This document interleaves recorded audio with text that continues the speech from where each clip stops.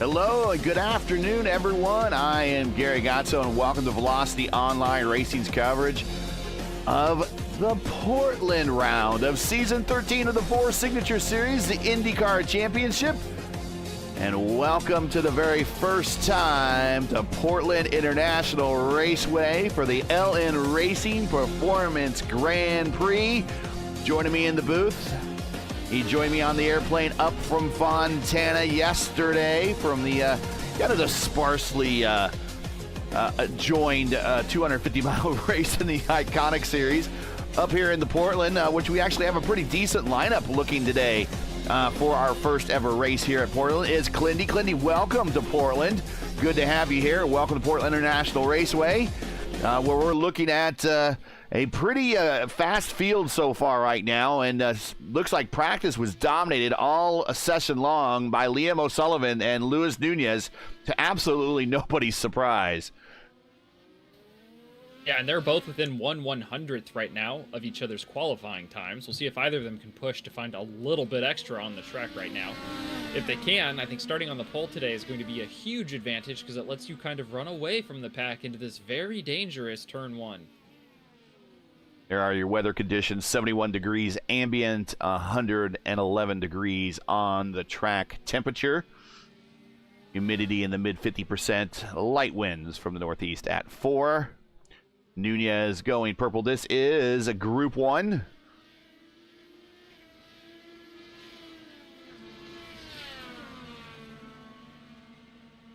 Group 1 qualifying. Those are the drivers that are on the track.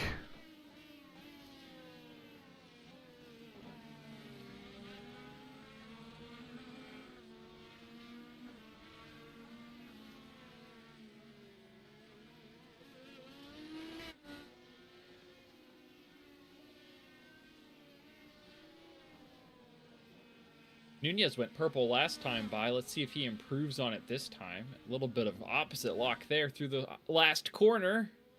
Maybe we should ride for him with this lap. 1 minute left in this group for qualifying. It's about 1 lap's worth of time.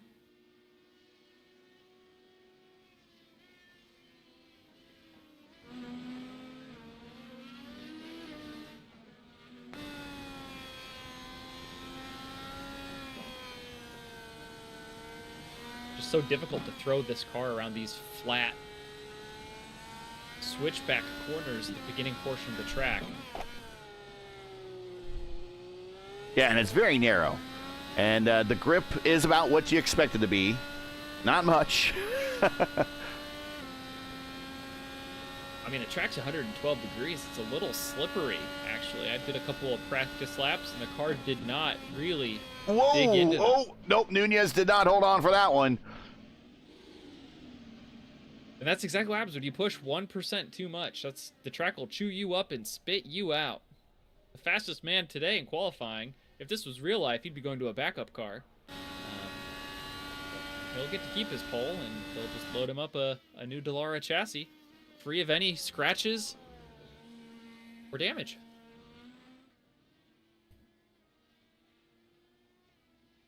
There you see provisionally it is Nunez, then O'Sullivan 0.027 behind, and then 0.2 before we get to our next driver, Salvazzi. Julian improves a little bit on that lap.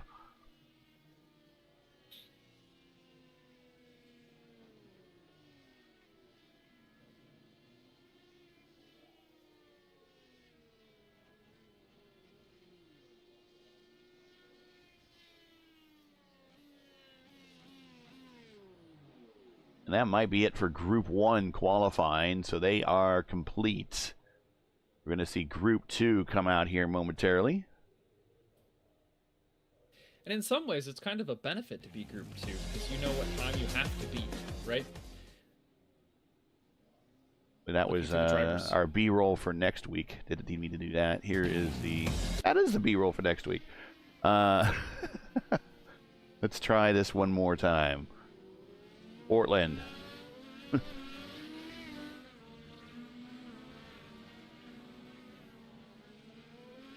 Matt Brewer will probably be the fastest car in this second group. Right now, he's right behind Seb Kinder, so you might want to stomp on the brakes or scoot on by here.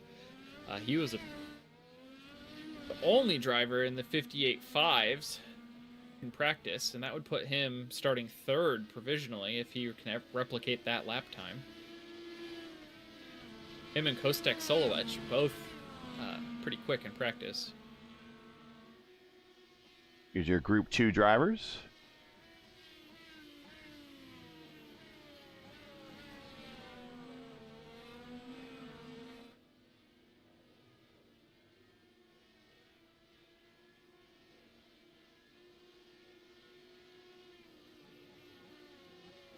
We'll get the points reviewed here very shortly. The rule set for today, this is a fixed setup race, setup supplied by the league. 5 sets of tires, 1 on the car, 4 in the pits. 85% fuel. That is a number we don't see often with the Indy cars, but it is 85% fuel. So that is a little bit different than we have seen in past races, and I think that's because they made the distance not full length, IndyCar length distance. They made it a little bit shorter, but they wanted to throw some fuel strategy still in there. So I believe that's the reason why that was done. Track is a 1.967 mile 12-turn permanent road course. We're doing 69 laps today for 135.723 miles. Pit road speed limit is 50 miles an hour. And because this is the first time here, and this is a traditional IndyCar track, here are all the IndyCar records you need to know from Portland. Kart and the Champ Car World Series raced at Portland every year starting from 84 to 2007. IndyCar returned in 2018 and remains on the NTT IndyCar schedule to this day. I believe this is the last year for Portland on this current schedule contract. So there are no guarantees that it will return to the schedule after this season. I hope it does, and I think it will. But that is the situation with this season. This is the last season for its current contract with IndyCar. Portland has 2 of the closest road course finishes in IndyCar history. Most notably the Father's Day 1996 race with Mario edging Michael at the finish. And at the 97 race featuring Mark Blundell eking out a win over Gilles de Perrin and Raul Boisel by 0.027 of a second. It's the same margin, actually, that O'Sullivan is behind Nunez, as a matter of fact, right here on the provisional grid. And that it was the closest 1-2-3 finish in IndyCar history on a road course. The Kart Champ Car World Series record was set by Gilles de Ferrin in 2000 with a lap time of 57.7382 seconds. And we could give you the times here. Fastest lap times. There we go. 58 for Nunez. The IndyCar track record set by Will Power in 2018 with a time of 57.4344 seconds. Now, the difference between the Champ Car record and the IndyCar record is that Champ Car measured the track slightly different. Champ Car measured the track at 1.969 miles, while IndyCar measures the track at 1.967 miles. And I believe the difference in that distance is how they're measuring the cars as they go through the first turn chicane there. The IndyCar career wins leader here is Michael Andretti with 3 wins, of course missing out on his 4th win by his father by 0.07 of a second for that Father's Day victory Mario had. But Michael did all his wins all back to back in 91 and 92, getting all his wins here. Al Jr. also has 3 wins here, winning the very first race and his first win here, first career win here. In 84, he also won in 94 and 95. Besides Michael and Al Jr. with 3, there's a bunch of drivers, and it reads like a list of who's who in IndyCar history of wins here. Mario, Emerson, Zanardi, DeFerrin, D'Amata, Bourdais, Pilot, Power, each have 2 wins here. And what that list of names, Clindy, what all do they all have in common? Indy 500 winners. They are IndyCar champions. Dang. All IndyCar champions. Close. So that is, you got to be pretty good here in order to run this place. And that is our virtual who's who. Now, one IndyCar champion has never gotten a win here. That's Scott Dixon. He has never won at Portland. I think he'd make the fuel strategy work. Didn't they make this race longer? Yeah, this year so yeah, he wouldn't exploit the track for fuel mileage. Here is the points coming into today. And there you see Luis Nunez with a race and a third lead over Liam O'Sullivan. 242 and 63 points behind is Liam O'Sullivan. Julian is in third. Jesper's in fourth. Patrick Salvazzi in fifth. Murph in sixth. Forsyth seventh. Teixeira eighth. Christensen ninth. And Millward in 10th. Not everybody in the top 10 is in the starting lineup today. With 29 seconds left here to qualify. Nunez, O'Sullivan, Solwedge, Salvazzi, Altena, Brewer, Millward, Ingrave, Teixeira, and Forsyth, your top 10.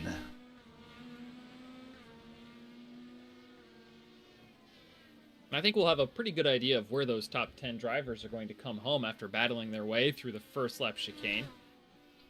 If everyone can get through there drama-free, I think they're going to be in good shape to finish without damage, but it will be pretty treacherous. We'll see. Qualifying is over. Checker flag is out. Flying laps will count here. You're watching Seb Kinder.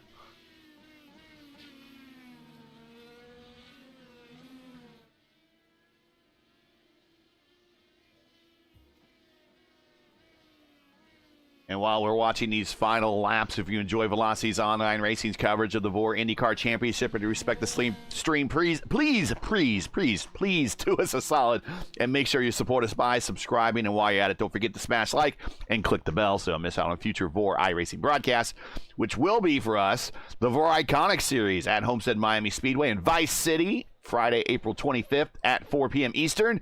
There's only 2 races left in the season with a good battle between teammates for the title. You won't want to miss it. That is all next for us after this race in Portland here in 3 weeks with the Iconic Series at Homestead Miami Speedway.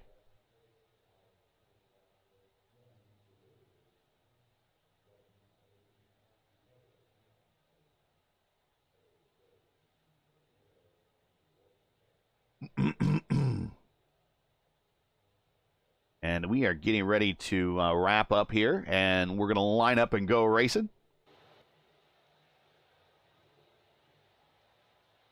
I'm not sure where we're lining up to start this thing at. I don't know if we're doing the full pace lap or the partial pace lap. We're doing the partial pace lap. We are lining up on the backstretch. I think they should line them up on the drag strip and let them rip, just from a dig. right down the front stretch. That'd be awesome. There we go. We get better camera angles from here.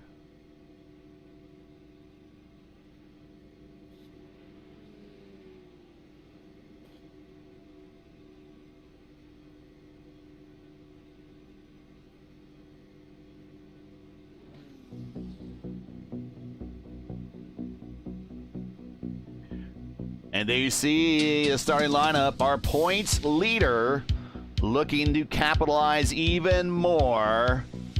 This is his last really big wild card race of the season before we get to 2 final ovals to wrap this thing up. If he can get to turn 1 first, we imagine that he'll just run away with this thing, but we shall see. There is Nunez and O'Sullivan on the front row, Solwedge and Salvazzi in row 2, Altena and Brewer row 3, Millward and Ingrave in row 4, and back in 9th and 10th is Teixeira and Forsyth.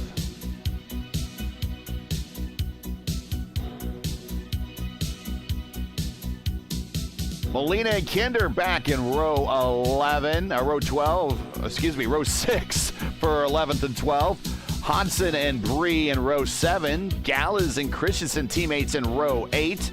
Strauss and, well, not Klindy in row 9. That's going to be Murphy that will fill up in that position there. And Lovern back in row 10. And Yellen will join him on row 10. Griffin Yellen. You watch Griffin run in the Formula Indy Series along with Hunter Ingrave, who's in the lineup today. Both of them had respectable practice times. I was surprised that Griffin didn't put down a practice or a qualifying effort, but perhaps he just wants to worst to first to show us how much talent he's got behind the wheel.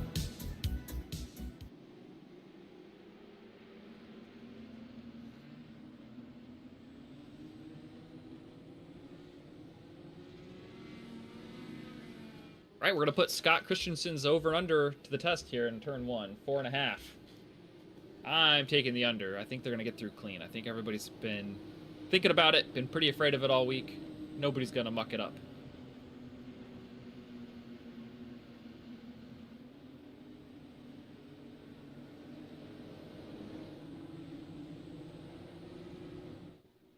And for the first time ever, IndyCar, VOR IndyCar Championship at Portland. Green flag in the air. Here we go. The run down the turn 1 is underway, and already Luis Nunez breaks out to a big lead going into the turn.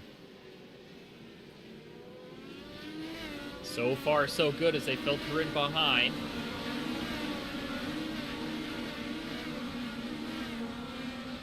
And the under takes it. 0 cars with contact through the first turn complex. Hunter Engrave is off. Turn 2. And Gary Lovern looks like he's off as well.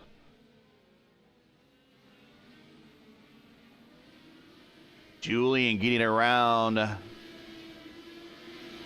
Silvazzi there on the high side and going down this curved backstretch. Brewer's going to try to follow him through. Very high-speed quarter coming up here. Wow. They all got tightened up in single file there pretty quickly. Watch how these drivers use other parts of the pavement, like some of these runoff roads also. Battle for second. Liam O'Sullivan and Kostik Solwedge. Solwedge on the outside into the corner, or the inside going into the corner. Brewer with a good launch into the wall. Brewer. Oh, no. His day's going to be done. Just a tiny bit of netcode contact there at the exit of the complex sends him careening into the tire barriers, and his left sides are toast. As Nunez continues to still push out to a 1.8 second lead. Solwedge second. Sullivan on push to pass.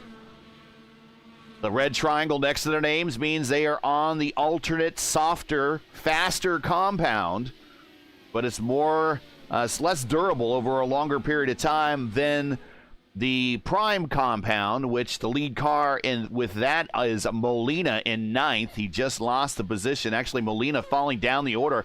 I think he spun it. Yeah, he missed the corner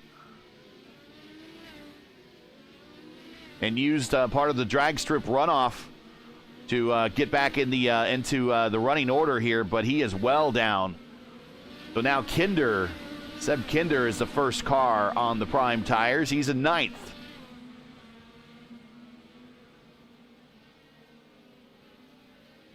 Quick little update for Craig Forsyth fans. He's no longer running 10th where he started. He went off on lap 1. No spin, no contact. Just a little romp through the grass, and then, like the gentleman he is, let everyone else go by. So he'll be one to watch because we know he has better pace, at least on paper, than probably up to Kinder in front of him. Little 5-car train down the backstretch will be fun to see how they develop through the race as it progresses.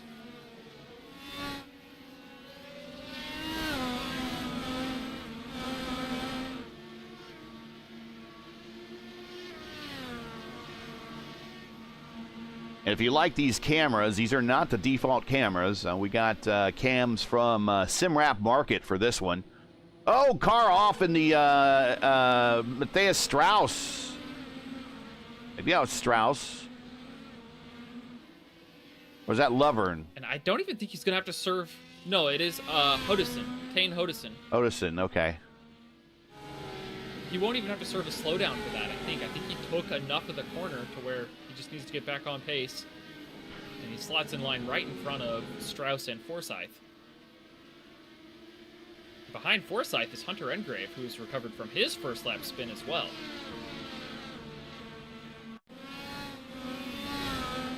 I think I'll watch this here again, see what happened.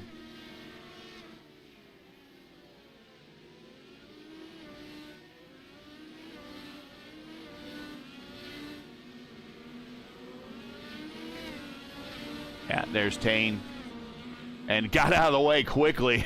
Very good.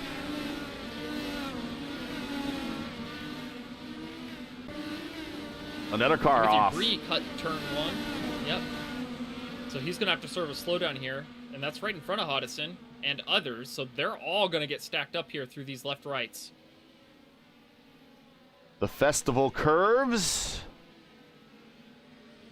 Normally this race is part of the Rose Festival in Portland.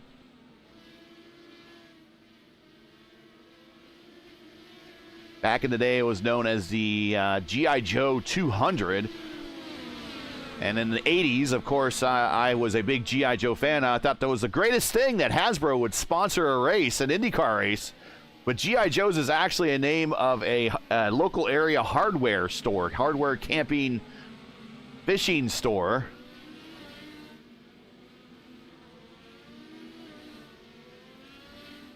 And they were the longtime sponsors of this race. Budweiser used to sponsor it as well. They used to be known as the Budweiser G.I. Joe's 200. That's where I really thought it was weird to have G.I. Joe, a toy with Hasbro paired up with Budweiser. But I'm like, okay. But yeah, it's a sporting goods. Yeah, it's a sporting goods store in the Northwest there. No longer around, I believe. Dick's Sporting Goods bought it out like they have most of the other big brands. Oh, Altena's off in the last sequence. Oh, he's spearing towards the access road, and he's going to take the drag strip to rejoin the racetrack on the front stretch. That's 2 spots lost, but no damage. I think he has to serve a considerable slowdown here because he is not at pace going to turn 1.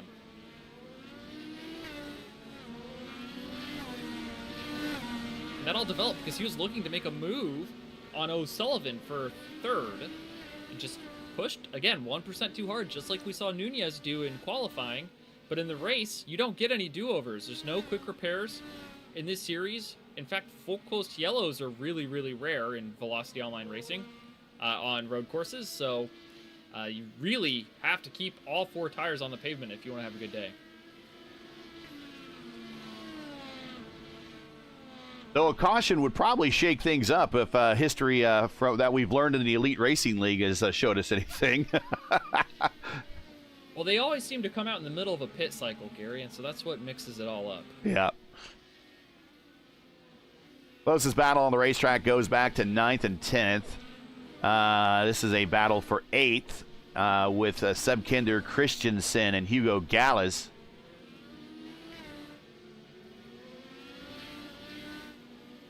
Battle for the lead is tightening up as well. Solowich has almost got it down under a second. He was about 1.5 tenths faster than Nunez last lap.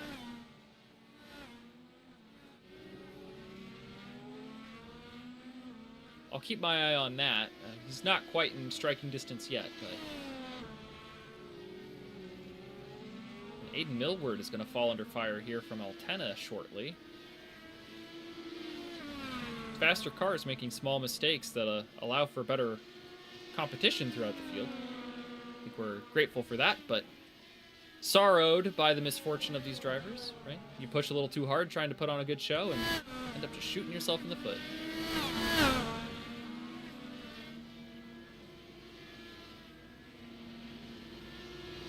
Here's Julian to the inside, going into turn 1 in the chicane. And he gets the spot on Millward, move Julian back up to the top 5. Here is the track map. Not a horribly technical track. Once you get out of the turns 4 through 7 area, which is the festival curves, it really becomes a high-speed course.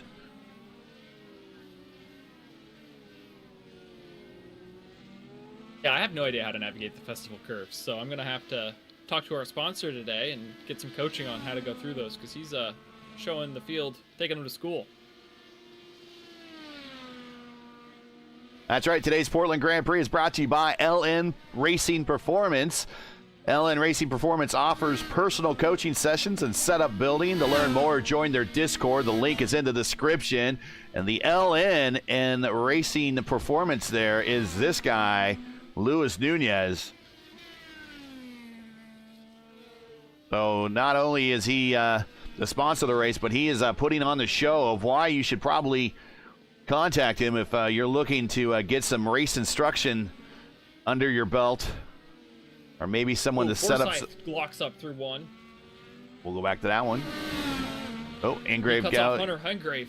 Woo! Woo! Careful, spicy boys. Oh! Really good control there from Engrave, just making sure that he left Forsyth just enough room and didn't push up into him. And you'll notice that Engrave is on the primary tire, not on the alternate, so it's possible he's going to start reeling in a lot of drivers here because his tires have not worn as much as those softer alternate red compound tires.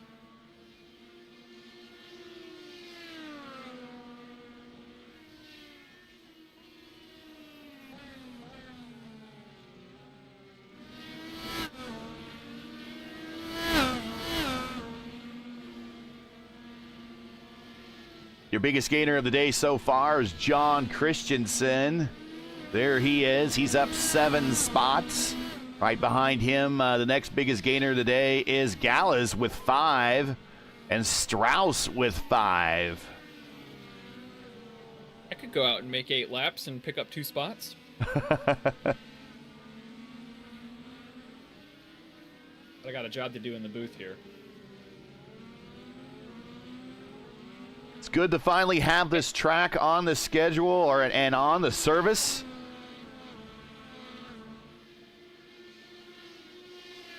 It was long. It does look great. It was long suggested that the city of Portland actually owns the course. That they were the holdup preventing iRacing from using the license and likeness of the track to scan it. I'm not sure what freed up things there, but it's awesome that it is finally on the service. And really, this is for a lot of these drivers, your only other opportunity to really race this course. And I'm sure it was an R factor and maybe an Assetto Corsa. But if you are only an IndyCar only guy like me, the only other place you could have driven this course in an IndyCar was IndyCar Racing 1 and 2, and that's mid-90s software. Some of that software is older than some of the drivers in this lineup.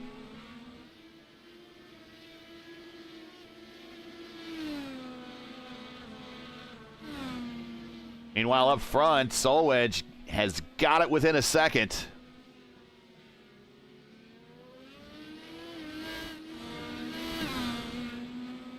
Hugo Gallas is off in the last complex. Oh, what a great save. He was trying to reel in Christensen and, again, just pushed 1% too much. Went for a bit of a skip through the dirt.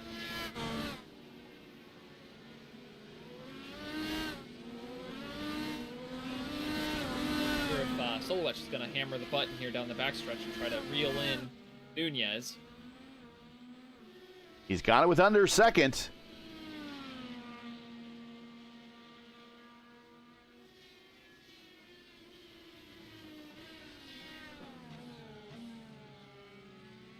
Kostic on the podium at the Formula Indy Series. Ooh, he hit the wall coming off the corner there. But Solwedge on the podium in the Formula Indy Series this week at Nashville. Doesn't get much more different from Portland to Nashville. No, it doesn't. Both equally as hard, and a very versatile driver for sure. He was not very happy with his performance at Nashville. His interview, he's like, yeah, I'm here. If only.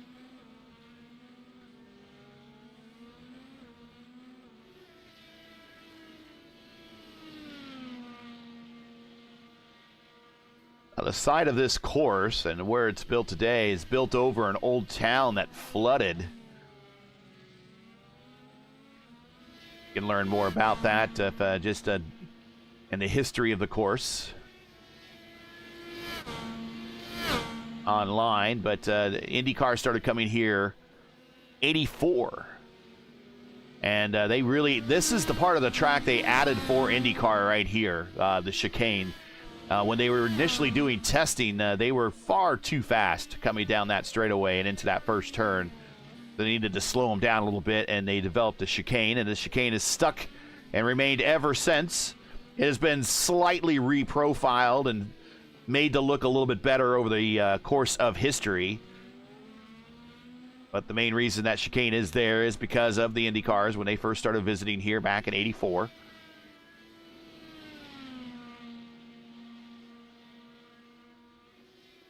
And that date predates all racing simulator software. Oh, yeah, for sure. So we're clear. Well, maybe pole position. I don't know if that would qualify as a simulator. No. But it's the only only game you could race at the time. Fuji, or not? Wait a minute. Yeah, you could race Fuji, and later you could race Suzuka.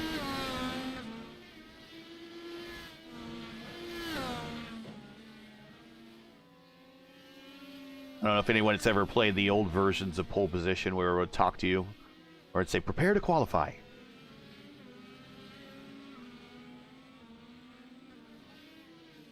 We had it at the Beercade in my old hometown. Played it a few times there. Engrave really sending it in on Strauss here.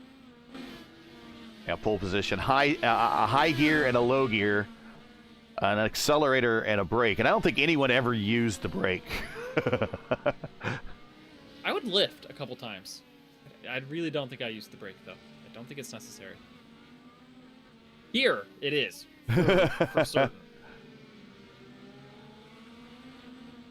Engrave down 5 spots, had it off in the festival turns on the first lap, looking to get back another position on as he's seeking and stalking Strauss here, coming down the backstretch in the turns 9, 10, and 11. Very quick series of turns here, 9, 10, 11, 12.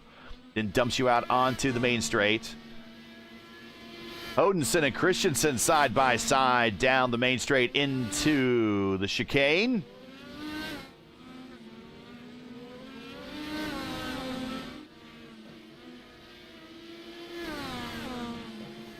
Hodenson's car kind of reminds me of the Batman villain Two-Face, the way it's painted up.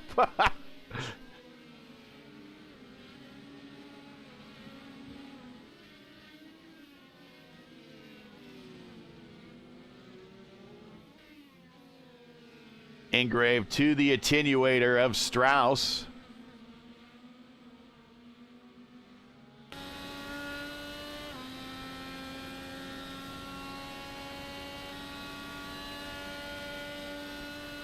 Nunez and Solowich have navigated past Gary Lovern to put him 1 lap down on pace.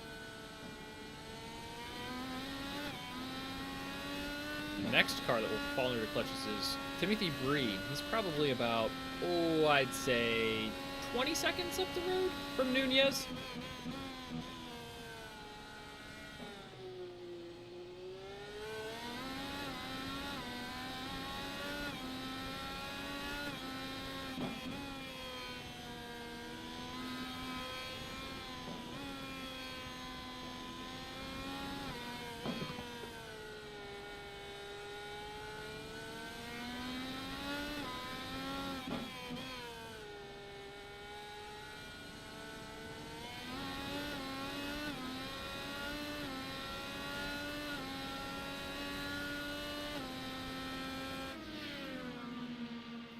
Wow, and Hodison has really legged out on Christensen after passing him. He's almost put a second, almost 2 seconds between him. 3 now. Holy smokes. Sorry, John. Didn't mean to commentator's curse you there.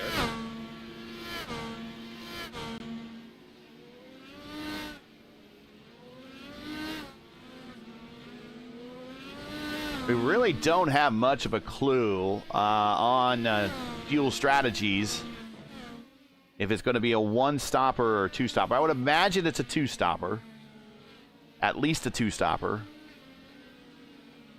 Yeah, I don't think anyone's going to make it to 32 or 33 laps on this run. We're already at 20. Feels like some of the cars are looking pretty light, especially with the 85% capacity.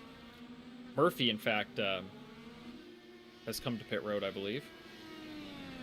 No, he just was testing his quick chats. Okay.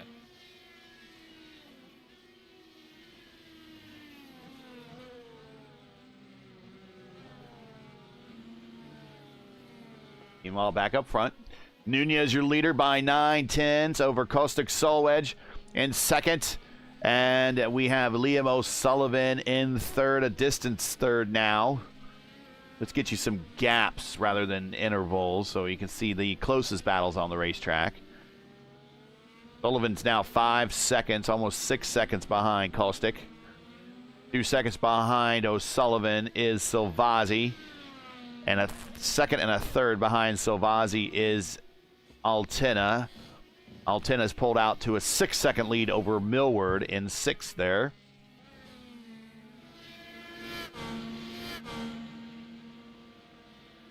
Well, Julian power slides it off the corner.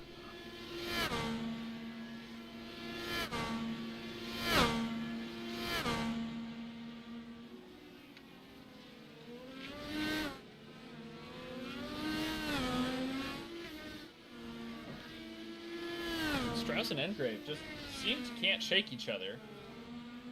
Engrave hasn't made his harder compound tires convert into position here, even though he's been stalking Strauss for the better part of 5 laps.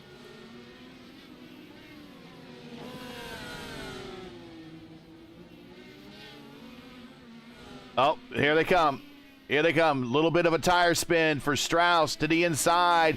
Starting the festival corners. Strauss got forced high a little bit. And Hunter Engrave gets the position. Clean racing, but it got tight quarters there. It's very narrow through there. That's exactly how he dispatched Forsyth. Same move, same corner, same spacing. Hunter's got that move down pat.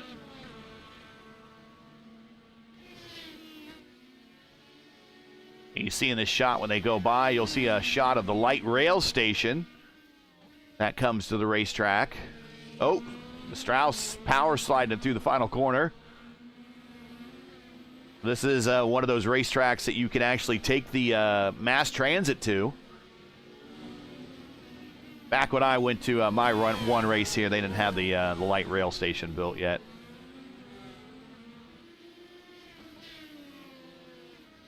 This is the only road course race for real road course race that I've ever been to. I have family that lives in this area. You've never been to the Indy GP, Gary? Nope. People are like, what's the matter with you? I know, I can go anytime I want, really. Yeah. I've seen MotoGP, I've seen NASCAR, and I've seen races at IRP, but I've never seen the Indy cars at Indianapolis. Either configuration. That'll probably change next month, though. Attaboy. And you see Hunter using a little bit of that access road there to make his apex a little wider. Now he's getting a run on Christensen.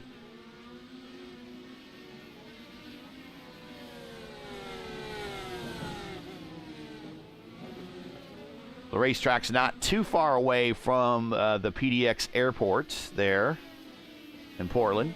You can fly in, get a hotel, and then catch the light rail, go to the race. It's a pretty easy place to walk around. Now, this is Portland. Keep in mind, here comes Hunter Engrave again. Taking a look. That's one of the reprofiled portions of the racetrack right there. They made that set of corners a little bit deeper with the runoff area, paved area.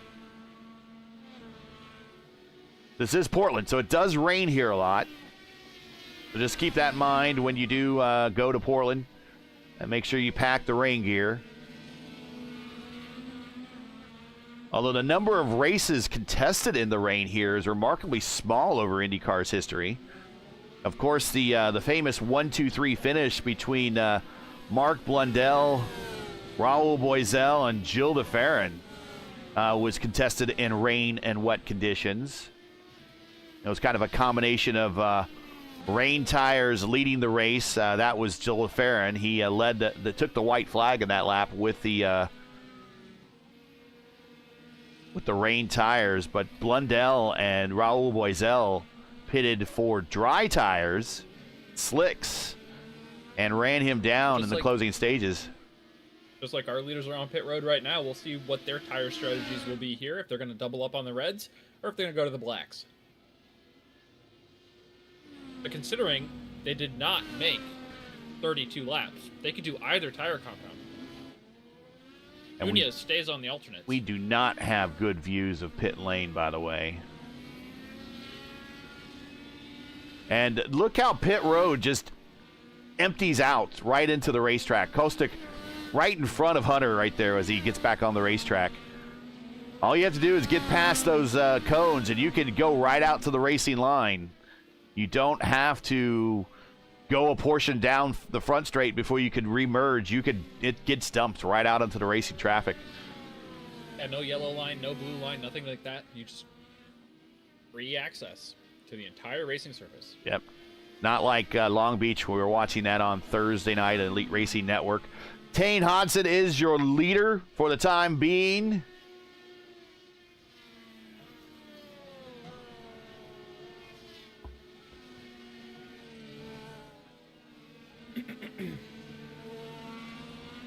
He comes to pit road, and I'll give the lead back to Luis Nunez.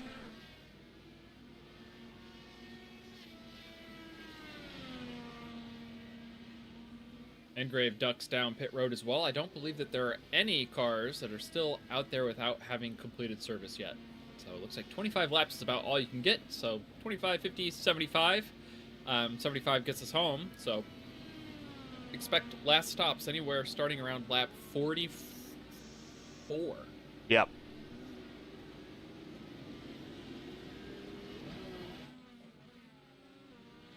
So we'll reshape the field here, reset everything for you. Luis Nunez effectively pulls away on pit road at a very fast stop. 35 seconds in the box, 35 seconds on the lane, 9.4 in the box. Kostic 35.9 on the lane and 10 seconds in the box. So slower all around for Kostic, and that is totaled up a 2.4 second lead for Nunez.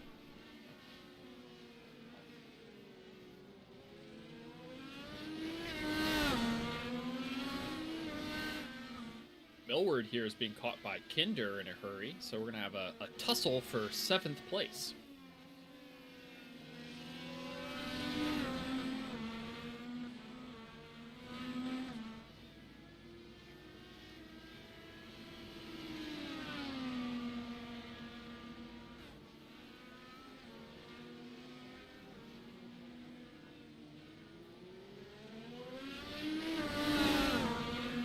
These are the competing tire compounds. You can just see how much faster the alternate red tires are at the beginning of the run versus the primary black tires.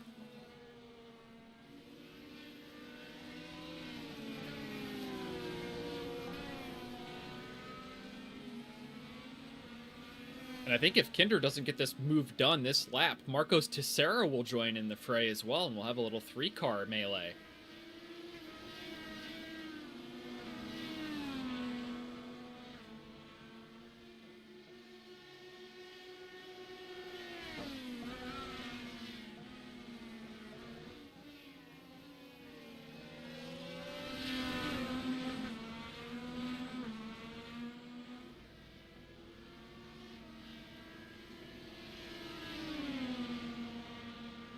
Goes Kinder to the inside here into turn 1. Makes it stick and puts Millward back to 7th. Teixeira is going to try to put him back to 8th here.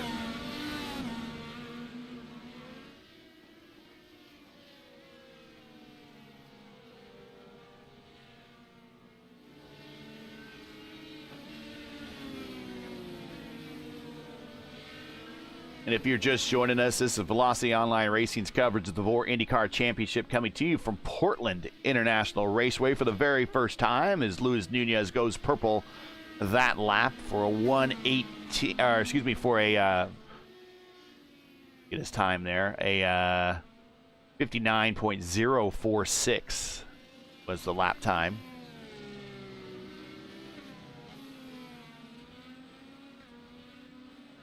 Where we've completed 29 of 69 scheduled laps. Make sure to smash that like button, subscribe to the channel so you'll miss out on the next race. And the next race for the IndyCar Championship will be in 3 weeks as we head to Vice City for Homestead weekend in the Velocity Online Racing IndyCar Leagues.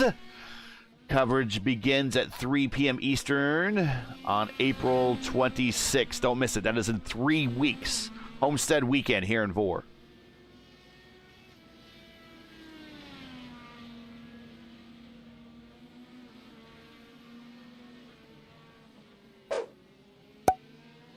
I love that track. It's one of my favorite ovals on the surface. You can go anywhere. Reusable lanes. Tire wear matters. Pit strategy matters. Track position matters. You can pass. Seriously, a dream come true for oval specialists like myself. I had one of my my better Velocity Online Racing career races there. I think I'm about 25, 26, 27 starts in VOR here. And we had a race there. Julian likes to forget that race. And a bunch of our teammates like to forget that race too, because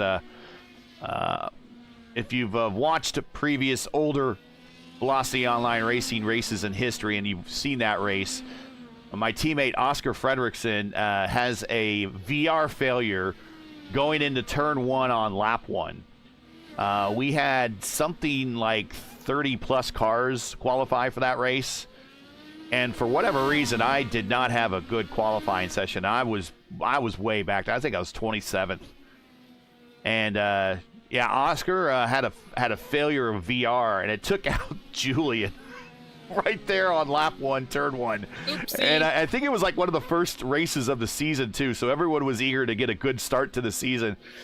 And yeah, me and my teammate at the time, Gavin Sanders, we're the ones that came out best. I dialed it back for like 2 stints and managed to stay on the lead lap. I mean, I severely dialed it back to like engine map 5 and kept it on the lead lap. Aero wash was awful that race. I think there was, sorry, that's Forsyth is off right before the drag strip here. And it was just, it was tough going, and the race went into the night, and I managed to stay out very, very late on one of my fuel stints, and the caution came out. And I cycled from like 20th spot up into the top 10. And that's where I stayed for the remainder of the race. But I was pretty happy with that strategy.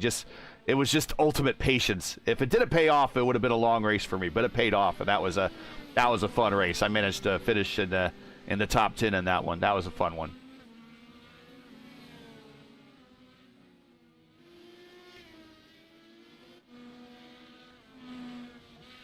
Allwedge on push to pass, trying to eat into this lead of Nunez. It's kind of demoralizing to know that you have the pace as the leader, the same pace for 2 whole stints, but you put those 2 seconds that you're behind on you on pit road, right? Stopped in his box cleaner, maximized pit road better, just the little stuff. Engrave here making a move on Tessera. Ooh, out in the marbles.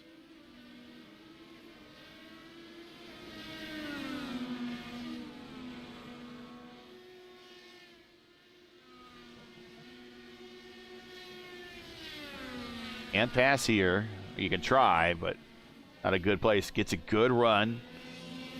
Gonna have a good launch down the straightaway. Is he gonna be on the button? Yes, he is. Here he goes.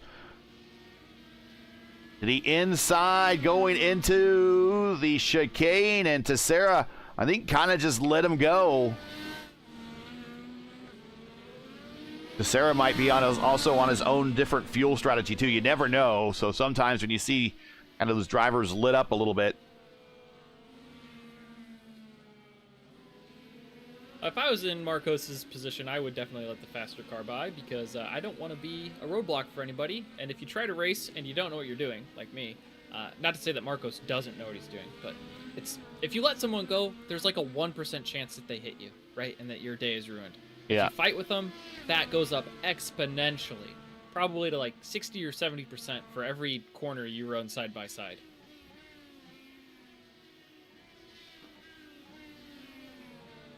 And your mileage may vary on that because, again, I'm not very good at turning left and right. So, Kostic on the push to pass again. We'll move up to watch that battle. And he is starting to smoke through those critical push to pass seconds. And here is the push to pass situation. 168 for Nunez. That's seconds. They start off the race with 200. Solwedge has 105, so he's actually at this point we're halfway through the race. He's actually not bad. He's on schedule, but he's using a lot of it. O'Sullivan 138, Salvazzi 108, Alatina 112, Kinder 187, Ingrave 159, Tessera 117, Aiden at 190, and Christensen at 140. Kostic has taken 7/10 out of Nunez's lead over the last 2 laps. He's got it down to 1.3 seconds and some change. And he's doing that on the alternate tires, on the alternate reds. And they're both on the alternate reds, so they're going to both finish on the primaries. Watch how they use that access road to make their apex a little bit wider.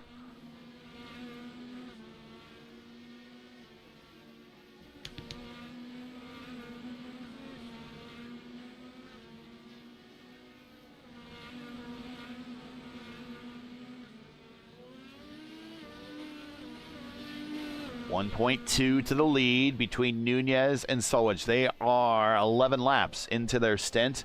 They went 24 each last time, so they are about halfway through.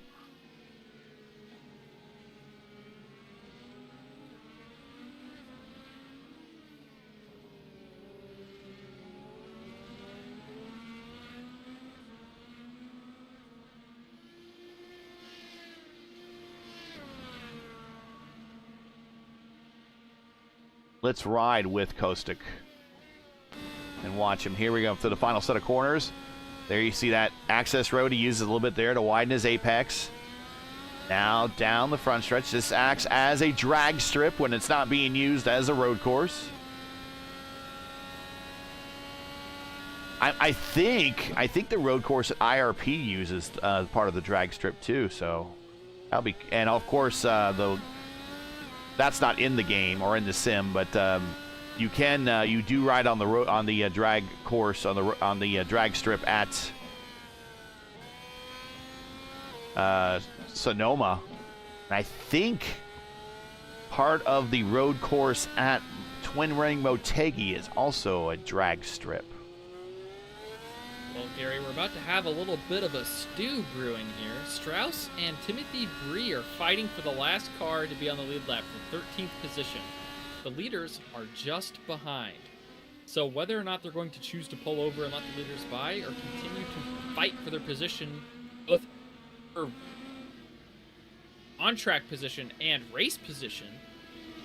Yeah, this is all for position. Right there you see is Gallus in the hook of horns, Longhorns color there.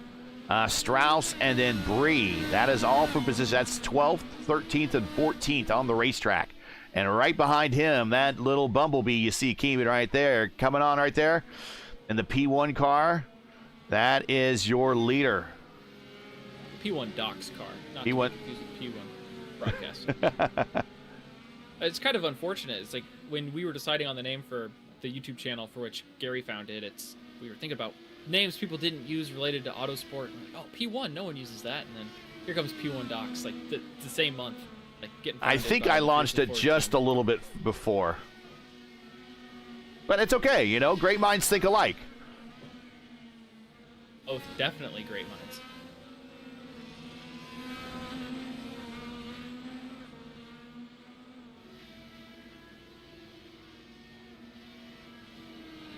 couple of updates from the rear of the field. Mark Murphy has punched out, as has Tane Hodson.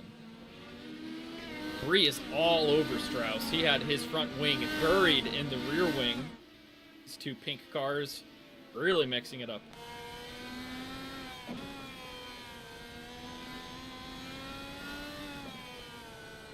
Prix in that shiny pink car looks good. Oh, he's going to send it to the outside there, and that little bit.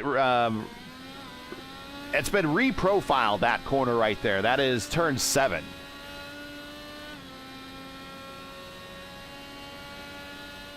Nunez cautioning them to be easy here. Doesn't want them to send it on each other and stop on the racing line right in front of him. But Kostek has closed the gap. That's dirty air. That's 100% just dirty air. Strauss now is out of position coming into turn 1.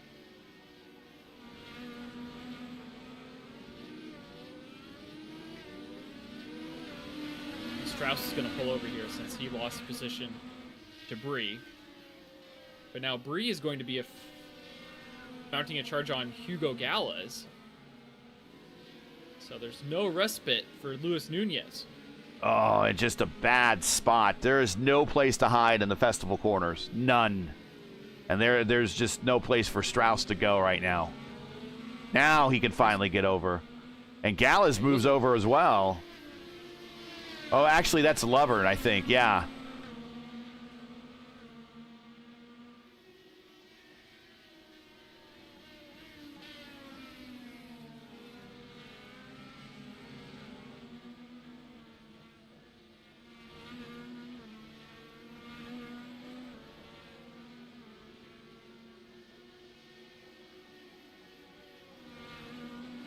So if you're Kostek, right now you've really got to be putting the pressure on while we are in this probably largest batch of lapped traffic you're going to catch all day. I would try my hardest to push the issue here because I don't know if I'm going to have another opportunity to pass Lewis.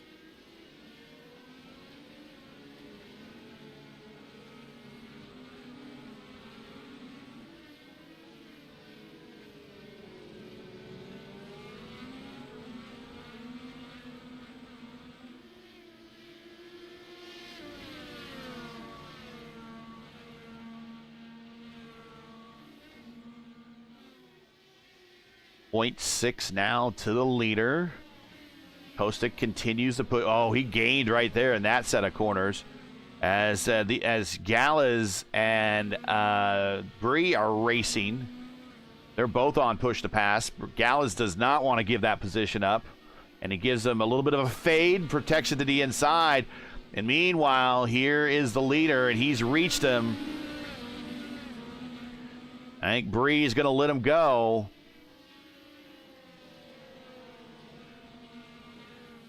And he did it before the festival curve, so that did not get Kostek tied up.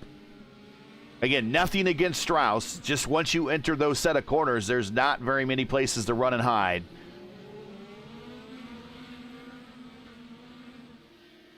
Gallas gave the corner to Nunez, but really put Kostek in a really bad situation there on exit. All the time that he's gained is now slipping away in front of him.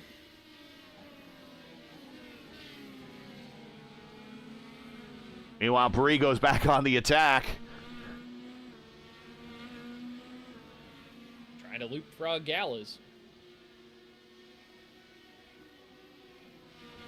Nunez smacked the wall on entry to 1 there. Got his left side a little too familiar with the concrete out by the grandstands. Just trying to wave, say hi to the fans.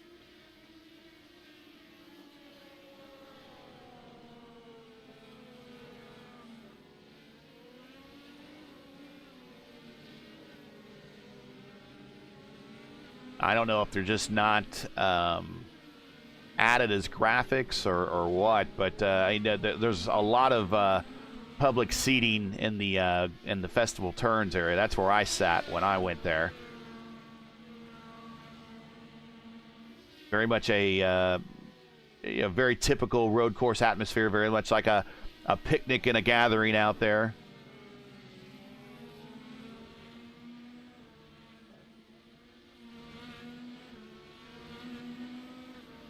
another battle developing right now. Molina is just barely ahead of Christensen.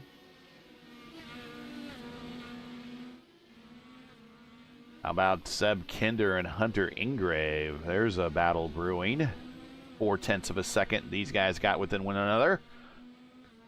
I think Ingrave made the move stick and is now set now sail. kind of pulling away. Yep. So Ingrave now up to 6th, and he's improved 2 positions from where he started, but he's gone all the way to the back to the front. He got tied up in an incident in turn basically in the festival corners. On lap 1, lost a ton of track position, but has gained it back on pace. Making his first start in the VOR series today. And don't let the colors on the car deceive you. I'm not nearly as good at road racing as my teammate Hunter. So he showed me around Long Beach, and he's the reason why I was able to bring the car home in one piece on Thursday. So sadly, he did not have time to give me pointers today from the booth. Just ran out of time.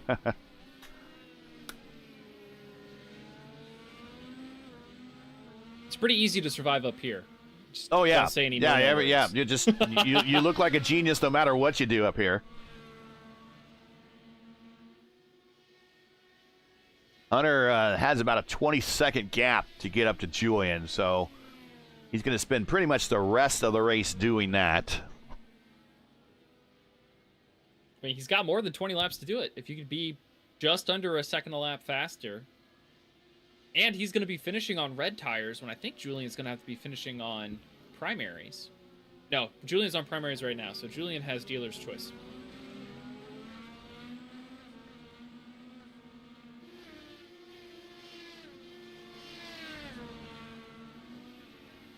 At lap 45, your leader is Luis Nunez. And the pit window is open to get to the end now. We're now far enough in to where if you wanted to pit and make your final stop, you could. I don't anticipate there being a full course yellow, but in real IndyCar, you'd see a lot of drivers cut in as soon as the window is open to avoid being put in the danger zone, so long as they wouldn't lose a lap while pitting.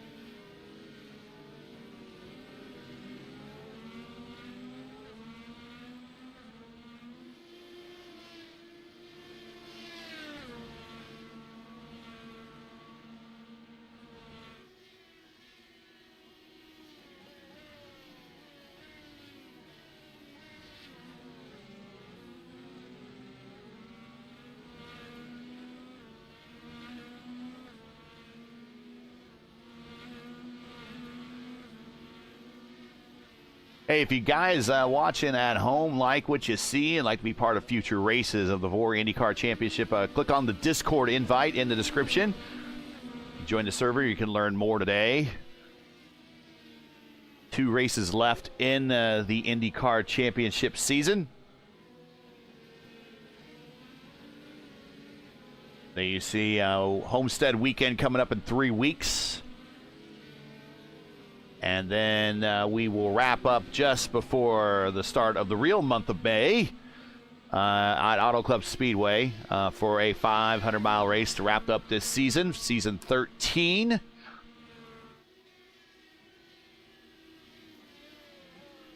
And there is word of a season 14 plan. Stay tuned. Oh, car in the wall coming off the final corner. Forsyth. That might be a tow. No, he's going to try to bring it out. He's just missing his nose cone. I Oh, think he's and he just goes waiting for a the tow. traffic to go by. Got bored. And is that Kostik Solej on pit road? So he comes in early. Let's get the schedule off. And let's go back and while Solej is on pit road. Here's what happened to Craig. Just missed the braking zone. And then there's a lot of grass here and not a lot of kitty litter. So once you hit that grass, it's basically like you gain speed almost by hitting the grass. And it'll just send you right into the wall. There's no friction on the grass. The grass is like ice, effectively. I think this is brilliant by Kostek. I think he really, really executed well with that undercut, because Luis Nunez just had to navigate a lapped car that lap and was stuck directly in the wake of another. I think it was Millward and Molina that he was working through, and Christensen. Well, all the leaders are coming to pit road right now. So we see Nunez, O'Sullivan, Altena, Silvazzi. Where is Kostek? Here is Kostek right here, coming off the final corner, turn 12, and launching down the front straight. Nunez is done.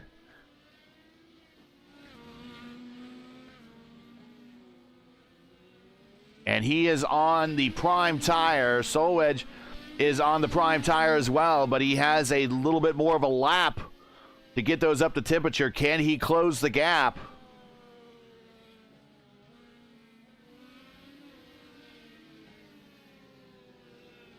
Yeah, Kostek's outlap was a second slower than Nunez's, so...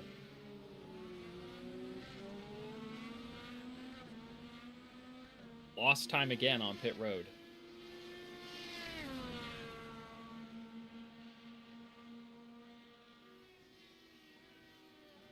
Oh no! Lewis goes through the braking zone there. He cuts the course. Is he going to have to slow down for that? That should be a slowdown. He's going to serve it here on the straightaway, I believe. Now Kostek is right in the draft zone. How much push-to-pass does he have left, Gary? Oh no, and he's behind lap traffic. And we'll look at push-to-pass situation. Nunez, 111, but Solwedge, only 11. Uh-oh. You got to get it done right now, Kostek. You got to get ahead. You got to play defense. Set him up here. Turn 7 out of the last part. Good exit.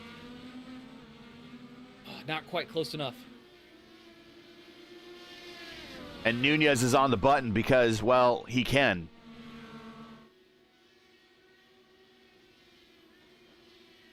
But that last part of the festival curves, if you take that last, I think it's turn 7 or turn 8, if you take that very wide, you can set up a really good exit. That's exactly what Kostek did. It just wasn't good enough. 8 seconds left for Solwedge now.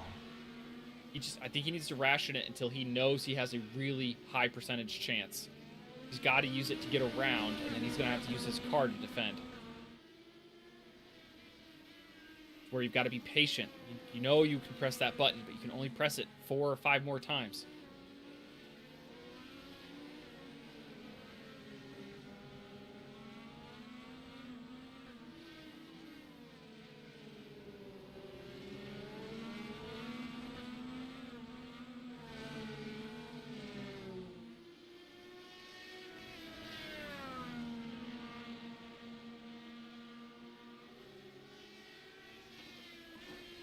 Solwedge is out. He is Winchester.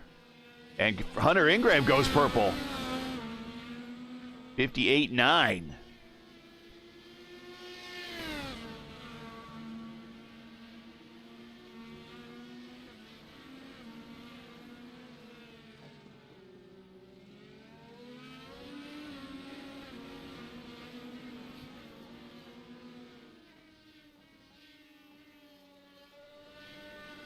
Julian snuck by Patrick Silvazzi through that pit exchange. He did.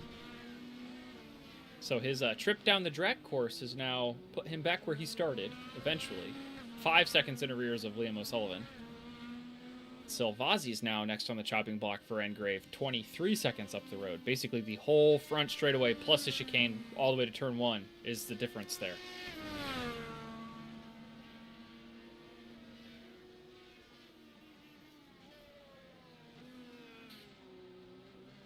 And Hunter, purple lap again, 58.961. I think he's going to be kicking himself, wondering what could have been if he didn't go off on lap 1. Meanwhile, back up front, Nunez with 103 seconds left, a push to pass. Kostek is out. He is Winchester on the push to pass. He is a big fat 0. Now, Liam O'Sullivan, He has 24 seconds left. He is also going to have to ration it here for the rest of this race. Julian Altina has 78 seconds. Patrick Silvazzi, 45 seconds. Hunter Ingrave at 94 now on the button right now. That's where those purple laps are coming from. He's just holding the button down as he goes around. Well, as I always like to say, with tires and with push to pass, smoke them if you got them, because you can't take them with you. Yeah, you already bought them, right? Yeah, Firestone already charged you. no rollover minutes here.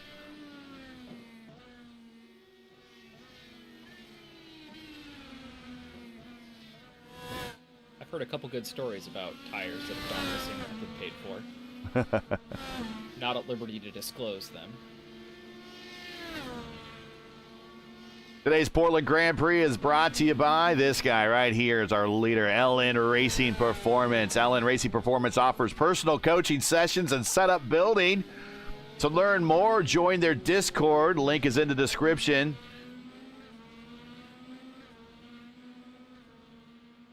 And he can show you the secrets of Portland already. He is our leader and has been the leader for pretty much the entire day. I think he might have pitted and lost leading one lap. Let's check the numbers here. Well, no, I think he's led them all. Well, Hunter's going to stop him from getting the grand salami.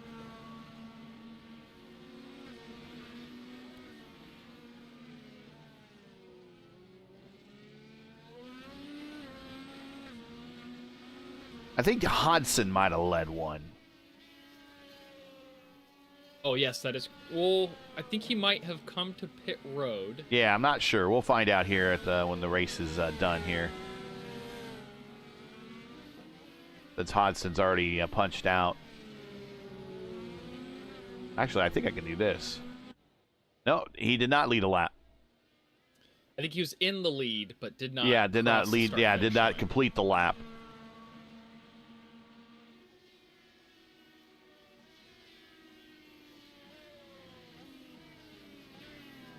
And Nunez now pulls out to a 1.4 second lead, and in front of him is Teixeira at his 9th spot, the top 9 on the lead lap.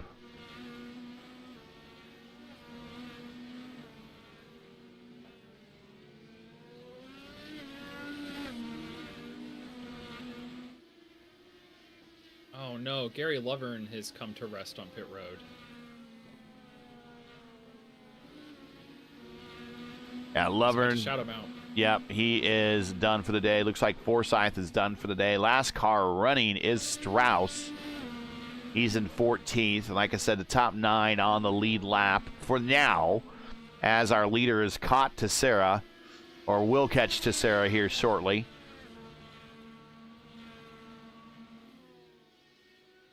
Here is our schedule remaining for the Iconic Series. Oh, Gary, hold on. Julian has caught Liam by, like, drastic measures. They are on each other right now. Okay. And speaking of the Iconic Series, these are the 2 key players in the Iconic Championship. Liam O'Sullivan is your points leader. Julian is second.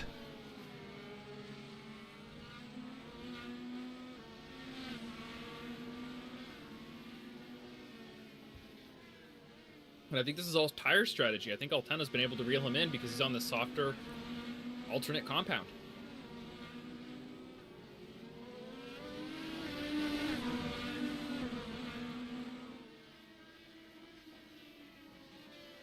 I know Also, the schedule is exciting, but yeah, battle for position on the racetrack. Oh boy, sign me up for that. Well, and it just happens to coincide that these are the points leader of the Iconic Series as well. So Liam O'Sullivan is your points leader over there, and Julian is second. He's the defending series champion in the Iconic Series. Julian is. Here's Julian taking a look into the inside, down the backstretch, not in the position to get this next turn done. They're going to go side by side into the corner. Yep, that's what I thought.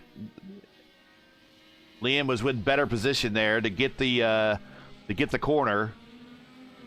Hugo Galez went off right in front of them. I think he's missing a front wing and a front nose cone.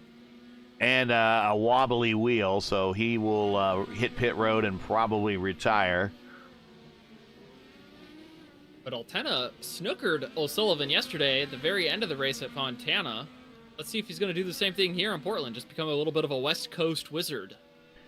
And Julian won that race at Fontana in the closing stages yesterday.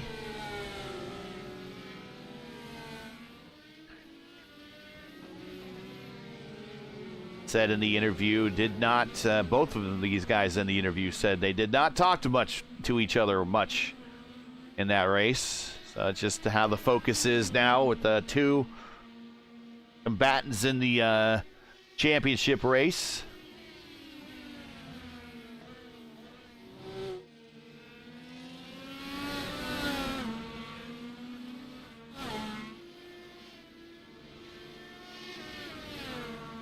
If they keep racing hard like this, Patrick Silvazzi might catch them both. We'll have a little three-car tussle for third.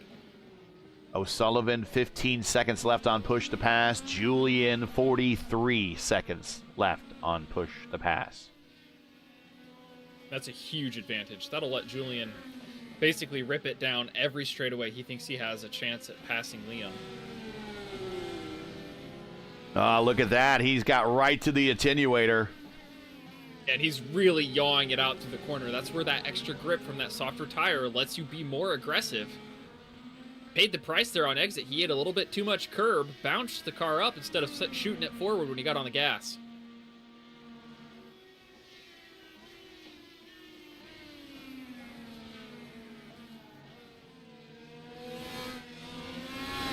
And they got Christensen in front of him, so I imagine Christensen, being a team guy, is going to get out of the way of his team cars. I know, Julian writes the checks. Maybe he's saying, hey, give Liam the dirty air.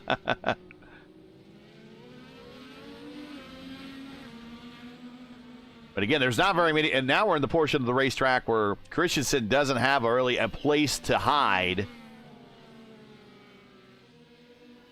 You could stay wide in this complex.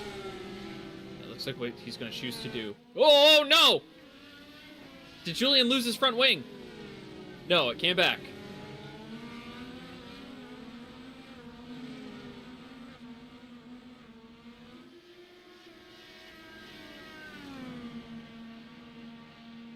So Julian forgiven there.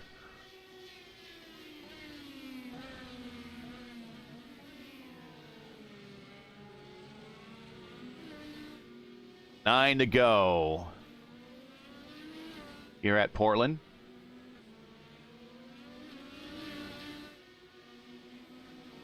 The season started with Julian getting the win at Texas. Silvazzi getting the win at Watkins Glen for round 2. Round 3, Jesper Orman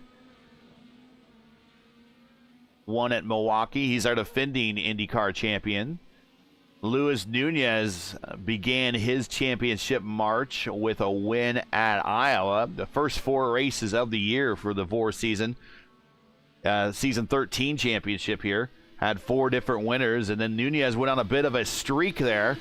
He won at Iowa, then at Montreal, then he won the Indy 500. And then he just kind of drove to survive at Nashville back in round 7. Ended up with a podium anyway. Got a podium. Got a big run here. Oh, car sideways off the final quarter. Julian on the outside. He just sends it. Oh, he missed the corner. Missed the corner. So did Liam. They were both going to have slowdowns here, but Julian's will be longer. Oh. Now Julian's going to have to reload, and now, you're right, Silvazzi's there. 3-car battle for third. Way to go, Portland! Putting on a show, baby. 8 to go.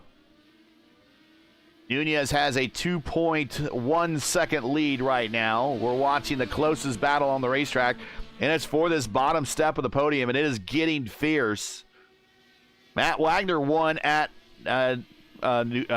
Nashville for his first Velocity Online Racing IndyCar Series IndyCar Championship race. Again, Liam fading to the inside, not blocking. That is legal. Oh, he smacks the curb, goes airborne, and he loses the position to Julian. And he's going to lose a possible position to Patrick. That's the last thing Silvazzi wanted to see. He wanted to see those two teammates to continue to fight so he could get them 2 for the price of 1. Now he's got to dispatch O'Sullivan, which took Altena forever, and Julian's just going to run away with 3rd. And Liam had run this whole race flawlessly. 1 tire wrong at the wrong time, and the podium slips away. Watch this. He just smacks the curb. Boom, in the air.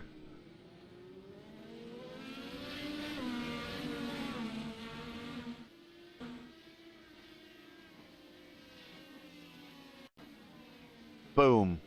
Yeah, and then car caught, but yeah, the airborne going airborne is what really killed it there. The car can't go forward. The tires can't move you forward when they're in the air. And Silvazzi is all over now, Liam. I'm wondering if the good of Liam's tires have been kind of taken out of these primes. They should still have plenty of life in them. But when you abuse them like that, you'll bring them up to temperature a lot hotter.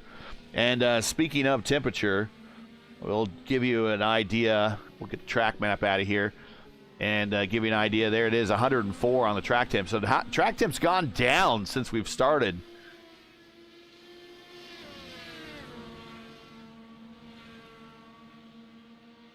Five to go. Now the battle between Liam O'Sullivan and Patrick Silvazzi.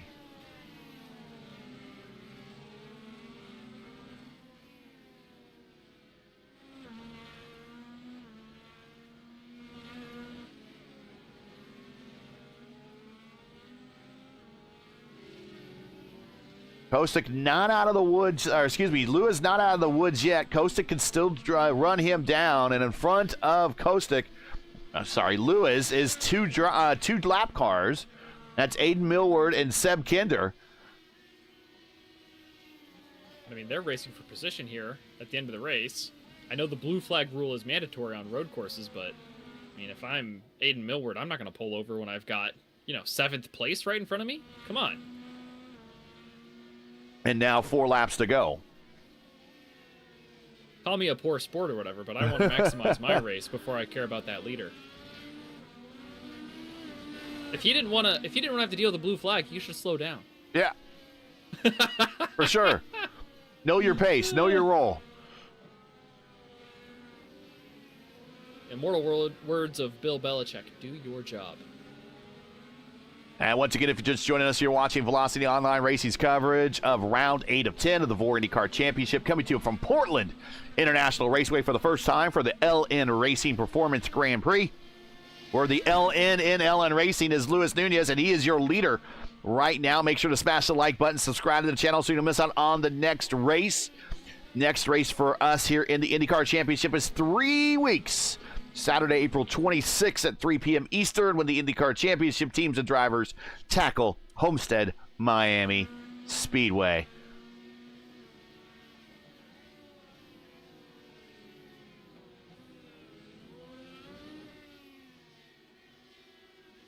And Silvazzi out of push to pass, and that might kill his chances with O'Sullivan. O'Sullivan has 7 seconds left with 3 laps to go, and that might be enough. Not sure why Strauss is doing a bit of the weave down the front stretch, maybe trying to warm up some new tires. I don't know if he's just came out of the pits or what. Nope. Interesting. Okay. Or lap 64, yes, sorry. My race lap's just updated. That's exactly what he was doing. Okay. Good call. Either that, he was very bored. Okay, so Nunez around Millward.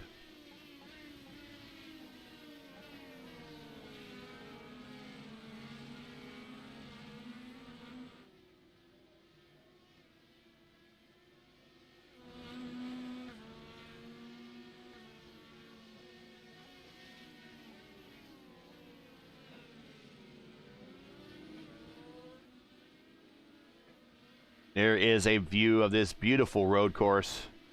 great to finally have it here on the service.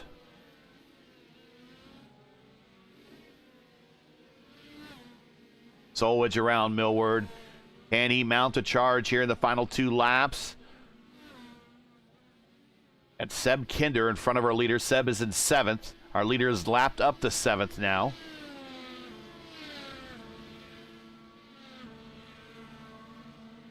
I wonder if Nunez sees it as a matter of pride to lap as many cars as possible, or if he's just going to kind of chill. Maybe Kostek's going to let him. Maybe he shows mercy. We'll see. Seb gets out of the way.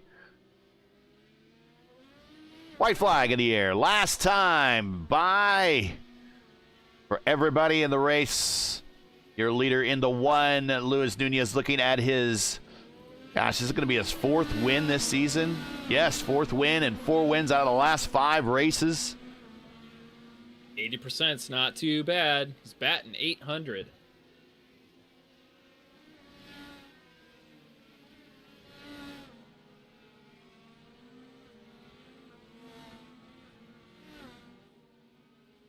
And if Nunez gets his 5th win here, which he's a better part of just over a lap to go, less than a lap to go, he'll join Mark Murphy and Will Lyon with 5 wins.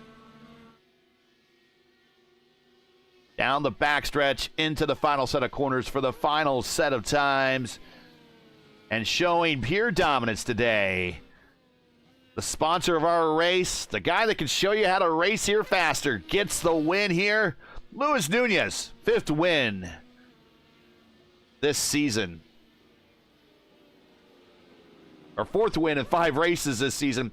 5th win overall in his VOR IndyCar Championship career.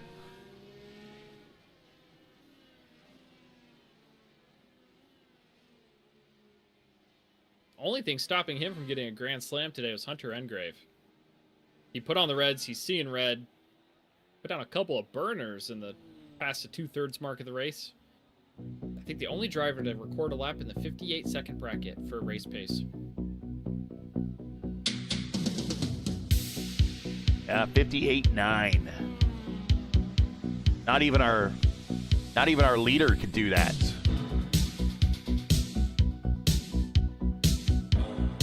Oh, something happened to Patrick Silvazzi on the last lap. Hunter Engrave is showing his finishing ahead of him. Did he lose track of what lap it was and pull over? Oh, he and Liam O'Sullivan crashed in the last complex.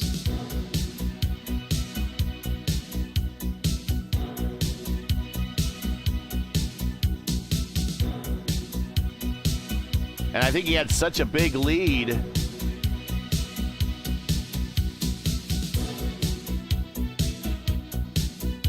Yeah, he had such a big lead. And he was able to bring that car home.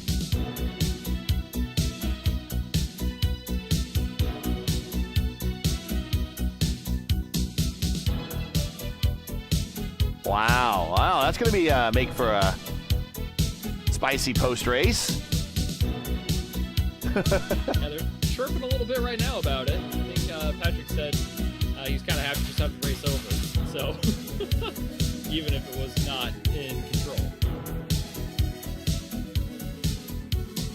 Luis Nunez with the win. Kostek Solwich in 2nd. Julian comes home on that bottom step. Not a bad weekend for him. A win and a 3rd for the IndyCar weekend here in Velocity Online Racing. Liam O'Sullivan brings home a very crippled and damaged car 4th. Hunter Engrave, wow, he's going to regret the festival turn gap on the first lap. He comes home 5th with the purple lap. Silvazzi 6th, Kinder 7th, Millward 8th, Tessera 9th, and Molina in 10th. Prix, Christensen, Strauss, Gallus, and Lovern, your top 15. And then Forsyth, Murphy, Hodson, and Brewer round out the remainder of this 19-car field.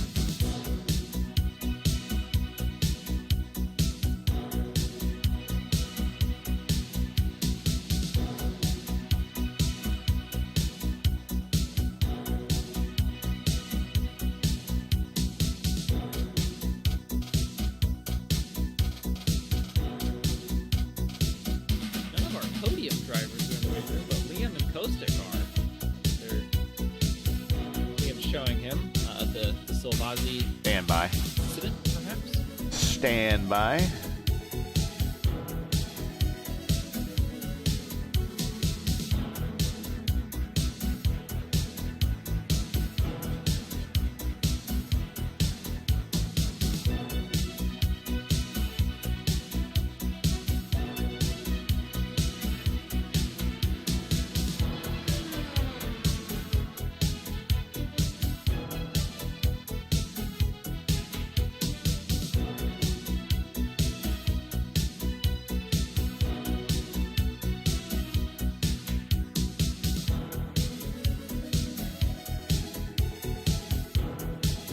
We've got third place when you're ready now. All right. Stand by.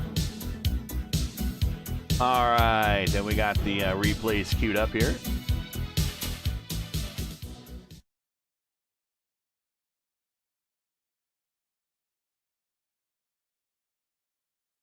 And we'll bring up Julian here real quick. Hey, hello. There he is. Hey, P3, good weekend for you. I don't know what you were kind of expecting at a new track, but a pretty spirited battle with your teammate there kind of in that last stint. You got by him, got to the bottom step of the podium. So a good weekend for you, really. A win in the Iconic Series at a P3 here at Portland. Not a bad start. Or Yeah, not a I'm bad not gonna finish to the lie. weekend, actually. Yeah, it is actually finished to the weekend. Yeah, I'm not gonna lie, I wasn't expecting to race Liam so hard at the end, and we weren't in a voice call because I really needed to focus. I just needed to have that concentration with this different wheel which has less feel, and if I get distracted by anything, it just goes downhill. And you saw that a couple times in the race with some comms in the race. It's mainly Luis begging for lap cars to move out of the way, and then some incident or whatever. But it all worked out in the end. After the mistakes I made, I clawed my way back up to the podium. Like you mentioned, I had a good battle with Liam. The most important thing to me was to keep it clean, which we did. I was trying to make him overshoot the turn into turn one, like I did one time, and I did manage to do that. I think he was looking in his mirrors a little bit too much, and that's when he made the mistake, and I got by him. I was kind of worried about Patrick behind, but Liam and I are both racing for second in the championship, so we just had to go for it for the both of us for our individual results. I'm a bit surprised as well by his tire choice, to be honest. I do believe that we discussed for the race that we would do two stints on the Reds. I don't know if he started and did two stints on the Reds there or not, but um, either way, it was a surprise decision for me. I just knew that once I caught up to Liam after my mistakes early in the race, that I could have him pretty easily if I just played my cards right, and I did. So um, yeah, just a really good race overall. I wasn't expecting to be on the podium, to be honest, after the mistakes I made, especially. But just really happy to be here, Go ahead, Clendy. quite literally. Yeah. Well, it was the first event at Portland for any major league, really, and the inaugural one in VOR, and you get to come home third. What do you think about this track's future on the schedule? How to do for the racing? What would you like to see changed in the future, maybe? I personally really like it. Maybe with a better wheel, it would be much more enjoyable. But even with this one, I did. It was a lot of fun. It's really a rhythm track as well. Once you lose that rhythm, it takes a couple laps to get it back. Because all the corners, they're all built on muscle memory because all the bumps and everything is new. So as soon as you lose that little bit of concentration, you're completely out of it, and it kind of resets. So that's the tricky part that I really do enjoy about the track. It's a true driver's track, I think, in my opinion. So I'm not sure about future seasons. That depends on maybe a vote or just general feedback on it. If it were up to me entirely, I would put it back on. But that will just depend on how it was received by the drivers, the viewers, maybe by you guys as well. I don't know if I'm going to consider that. But I personally Well, we really enjoyed it. Yeah, and we enjoyed the show that you guys put on for third there at the end, so thank you for that. And for getting third, you get to shout out all the friends, family, sponsors, loved ones that you'd like. So the floor is yours, Mr. Third Place. Yeah, my girlfriend, of course, first of all. I believe she's downstairs. I'm not entirely certain, but she may or may not have arrived here whilst I was racing. Um, So yeah, shout out to her as always, for you guys for broadcasting. Luis as well, by the way, for sponsoring the race and helping the league out, get some more drivers involved. Luis runs a coaching business. I'm sure you guys talked about it, so I don't really need to add too much We to it. did. Um, that's great. So yeah, just check that out as well. Lovers Incorporated at loversinc.com for renovation stuff in the US. It's way out of my region, so if you're in the US, go check it out. The Alex with IFS Personal Financial Planning, and I don't think I already said, but everyone that came out today was nice to see 20 cars here on a new track. I'm sure a bunch of people pressed decline for their attendance because they were scared of a new track, but still 20 is good to see. So thanks to everyone that came out and for a fun race as well. By the way, I'm guessing you guys are gonna have a lot of discussions about the incident on the last lap. Um, that was pretty interesting too. So let me just join in on the discussion. That was pretty saucy.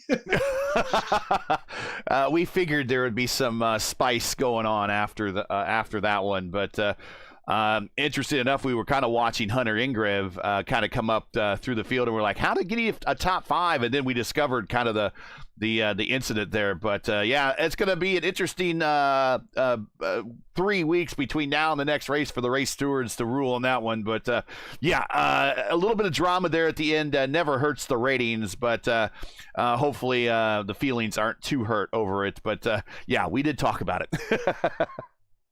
I hope you got a good replay of that We did. because that battle behind me was real spicy. We did get it. Yeah, we did get it.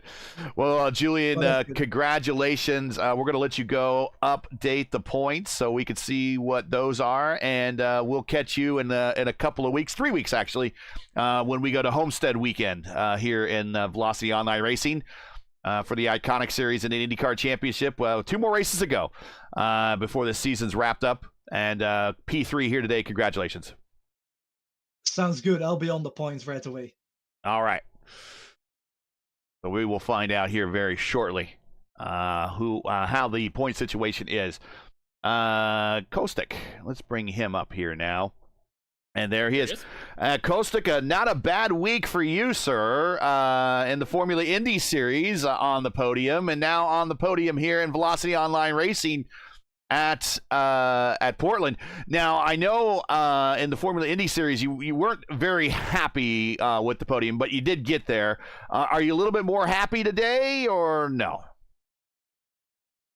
Yeah, more. More. I think more. Well, tell us why you're happy on the finish on your P2 here today. Well, P2 started P3. The qual was bad, but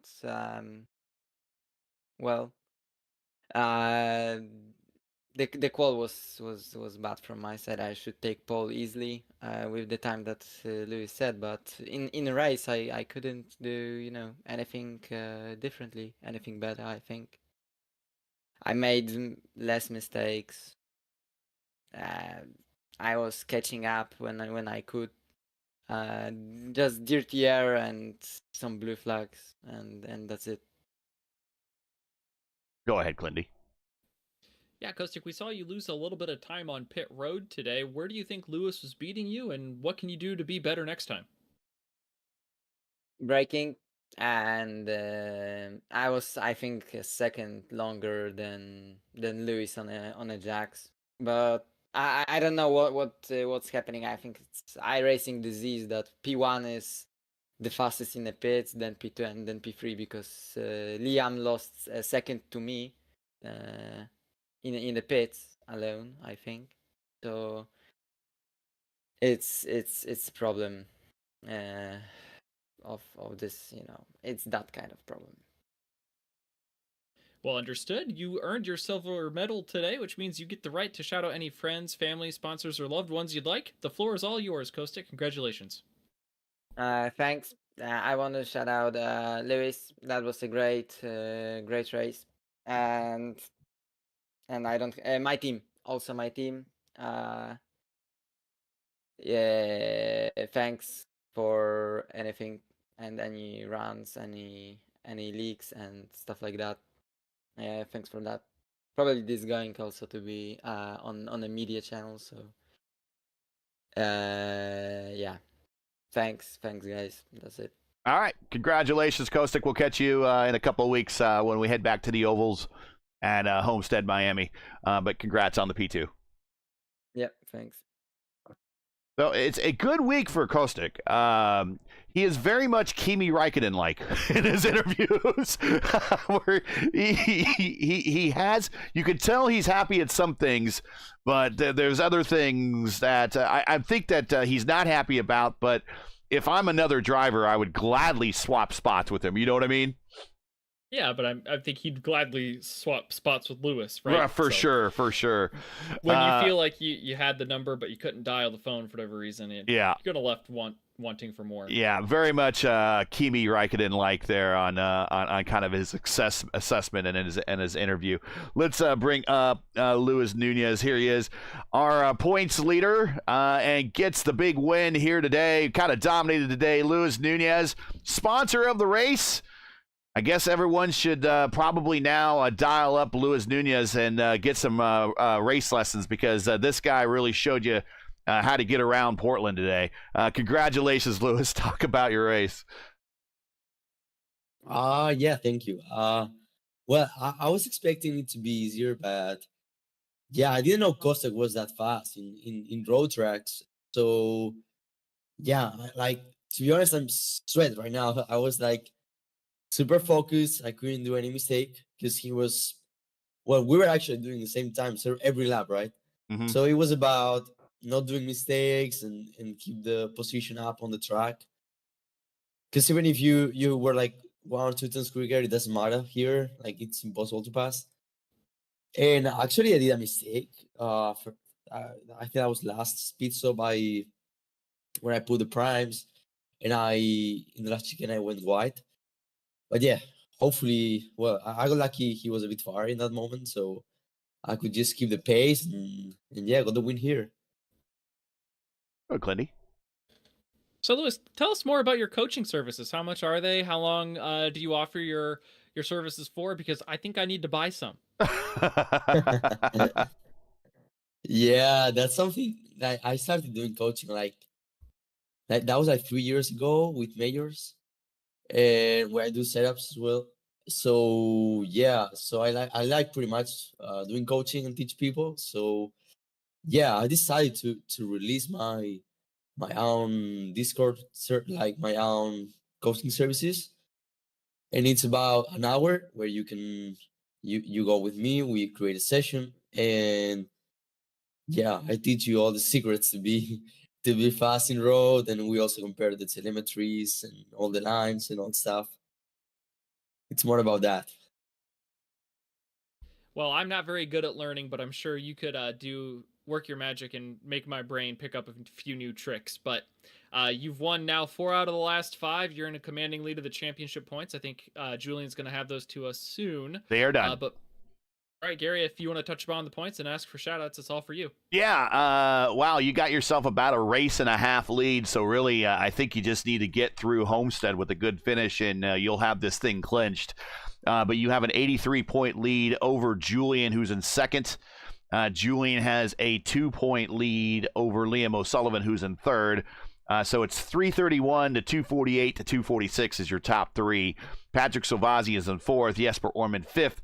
Mark Murphy in 6th, Craig Forsyth 7th, Tessera 8th, Christensen 9th, and Millward in 10th.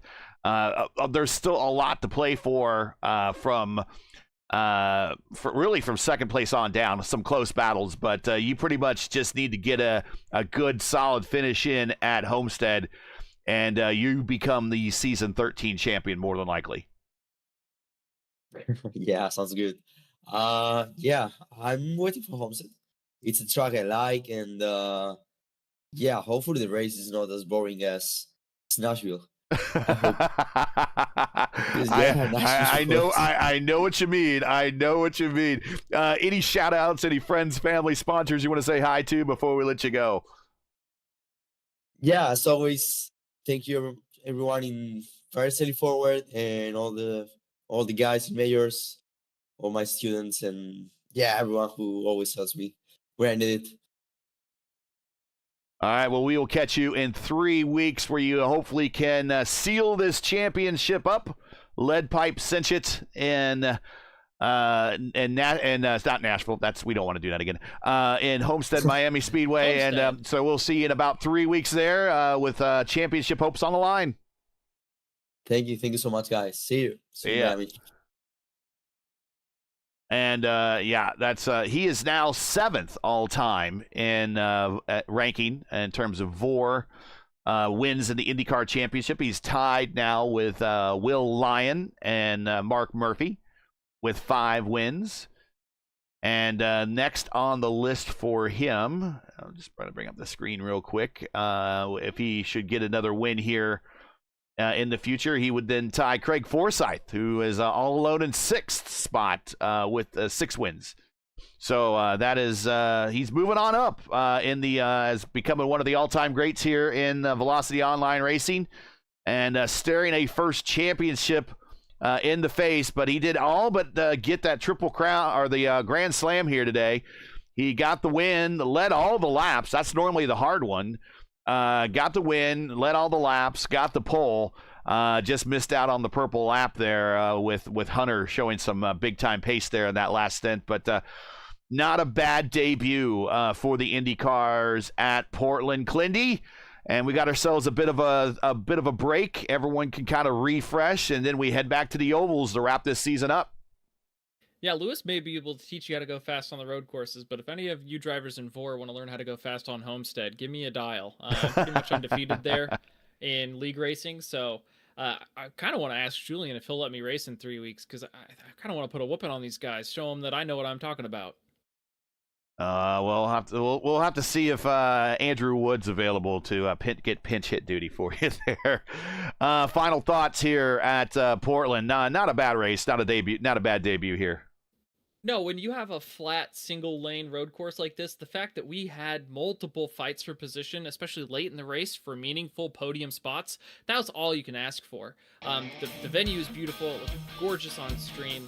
I really enjoy this place from a spectator perspective. Do not put me behind the wheel of an IRA here. I will just claw my eyes out, beg for mercy. But it was a treat to call, and I'm glad it's on the schedule. Well, that's it for today. Once again, your podium for the LN Racing Performance Grand Prix from Portland International Raceway. Julian Altena comes home 3rd. Kostik Soled, 2nd podium of the week. He finished on the podium at Nashville in the FIS. He comes home 2nd, and Luis Nunez getting another win en route to what could be his first championship here in the series. We'll find out here in a couple of weeks. Join us again in 3 weeks as the IndyCar Championship goes to this place right here, Homestead, Miami Speedway. Start time is at 3 p.m. Eastern on April 26th. Again, that's 3:00 p.m. Eastern time. And remember, for the correct broadcast time in your area, you can find everything right here at YouTube at youtube.com. Just search Velocity Online Racing. Now, as you know, the YouTube algorithm game is not easy, so please help support us with the weekly grind. Leave a comment below. Let us know your thought of today's race. If you enjoyed today's coverage, support us by smashing like in the video. If you're new, click subscribe, and while you're at it, hit the bell for weekly reminders so don't miss out on more of Velocity Online Racing's other iRacing programming, including action from the Iconic Series. That will also be in 3 weeks at Homestead, Miami Speedway. Make sure to check the YouTube channel. Ring the bell, and you'll be reminded when we go live in 3 weeks for February and 3 weeks in April for that as well. Today's Portland Grand Prix is brought to you by LN Racing Performance. LN Racing Performance offers personal coaching lessons and sessions and setup building. To learn more, join their Discord. The link is in the description. I do want to thank our track cams provider of today. SimWrap Market actually provided the cams today, as otherwise we went stuck with the default ones from iRacing. So I want to appreciate them coming through in the clutch for us. But everything else and every other race is normally done by Whiplash. You can follow them. Their links are in the description. For business inquiries to learn more about Velocity Online Racing and what they do, visit velocityonlineracing.com. Like them on Facebook or follow them on X. All the links you need are in the description. So for Kyle Klendworth, everyone here at Velocity Online Racing, I'm Gary Godsoe saying all happy Saturday and thanks for watching. And to all of our men and women serving in the military and as first responders, Godspeed, God bless, and come home safe. Catch us again right here next week, or in 3 weeks, at Homestead for the next race of the VOR IndyCar Championship. We'll see ya.